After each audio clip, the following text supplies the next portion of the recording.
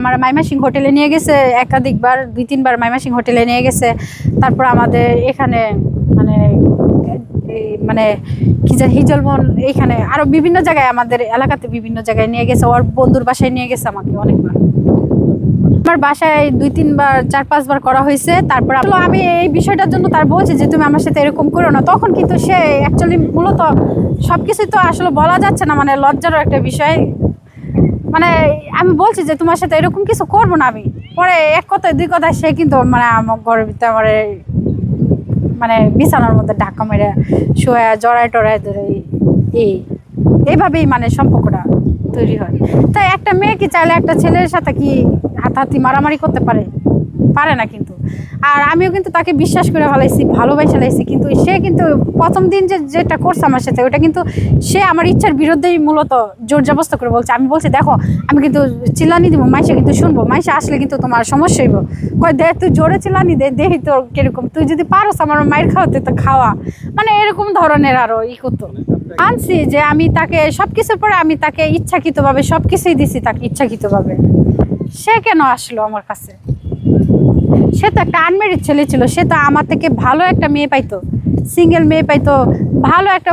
সে একজন masters complete, যেহেতু এনজিওতে চাকরি করে, এটাও মোটামুটি একটা ব্যাংক, সে একটা ব্যাংকে জব করে, সে তো আমার চেয়ে ভালো মেয়ে পাইতো। তো সে কেন আমার কাছে আসলো? আমি না দিলামই উজাড় করে সব কিছুই দিলাম। হ্যাঁ, আমার একটা স্বামী দরকার, হয়তো দিয়ে দিছি। সে কেন নিল? সে তো নিচে আমাকে বিয়ে করবো বিদায়িত, তো সে নিয়ে এখন তো তার প্রতিশ্রুতি সে রাখতেছে না। ইমোশনাল তো এইভাবেই করছে, সে আমাকে বিয়ে করব, সে আমাকে আমার দায়িত্ব নিতে চাচ্ছে জীবনের। মূলত কথা, জীবনের দায়িত্ব নিলে আমি কি চাই না যে আমার জীবনটা একজনের উপরে চলুক বা একজনের দায়িত্ব নোক, আমার জীবনটা একজনের গাছের তলে থাকুক। আমার জীবনে তো একটা গার্ডিয়ান দরকার, আমার তো এইভাবে একা থাকা সম্ভব না। এইভাবেই তার সাথে আমার সম্পর্কতে আমি লিপ্ত হই। তার সাথে ইচ্ছা তো যেহেতু ভালোবাসে ফেলেছি তাকে, হ্যাঁ, ইচ্ছা তো দুজনেরই ছিল, দুজনের সম্মতিতে এটাই হয়েছে। ভালো শুরু থেকে ওই বেশি বাসছে আমার, আমি না। আমি তাকে এই যে এখন ভালোবাসি, কিন্তু শুরু থেকে আমি তার প্রতি দুর্বল ছিলাম না, সে আমার প্রতি অনেক দুর্বল ছিল।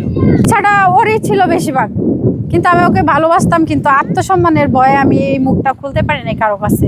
তারপরে আমি অবশেষে আমার পরিবারকে জানাই যে বাবা আমার তো এরকম একটা দুর্ঘটনা ঘটে গেছে। তখন আমার পরিবারও তার সাথে কথা বলছে যে তুমি যে একটা কাজ করলা, তুমি বিয়ে করো মেয়েটাকে। বলছে যে হ্যাঁ আমি বিয়ে করবো, আমার 1-1.5 মাস একটু সময় দেন, যে তো চাকরিটা করে আমার বোনও আছে একটা, আমার বোনটারে উঠাই দিই, তারপরে ওকে আমি বিয়ে করবো আনুষ্ঠানিকভাবে।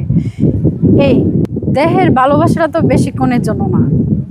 আমি তার মন থেকেই ভালোবাসি আসলে। আমার সাথে ও মানে আমাকে কতটুকু মানে কি এই জিনিসটা কিন্তু আমি করি নাই। আমি মূলত তার দুর্বলতাতে পড়ে গেছি। দিন কেউ ছিল না, আমার বাবা গ্রামে ছিল, গ্রামের বাড়িতে গেছিলো আমার মাকে নিয়ে, আমাদের ধান করছিল। তো ওই ক্ষেত্রে বাড়িতে গেছিলো, তো ও আমারে জিজ্ঞেস করছে যে আব্বা আম্মা কোথায়। তখন আমি বলছি ওরা বাড়িতে গেছে। তখন সেই সুযোগটা কাজে লাগাইছে। আসলে কি জানেন, অনেক কথাই কিন্তু মনের ভিতরে থাকে, কিন্তু প্রকাশ করা হয় না। এখন সে কিন্তু আমার একটা সম্পর্কতেও কিন্তু সে আমার জব্দ করছিল, বুঝছেন। আমরা কিন্তু দিন শেষে কিন্তু আল্লাহরে বিশ্বাস করি, সবাই কিন্তু করে আল্লাহকে বিশ্বাস। সে যখন বলছে আমাকে কোরআন শরীফ হাত দেয়া যে শোনো, মনের বিয়ে হয়েছে বড় বিয়ে, কাবিন নামা কি, তুমি কি আমাকে ভালোবাসো না কাবিনকে ভালোবাসো? আসলে সত্যিকারই নারী কিন্তু কাবিনকে ভালোবাসে না, একটা মানে ছেলেকেই ভালোবাসে।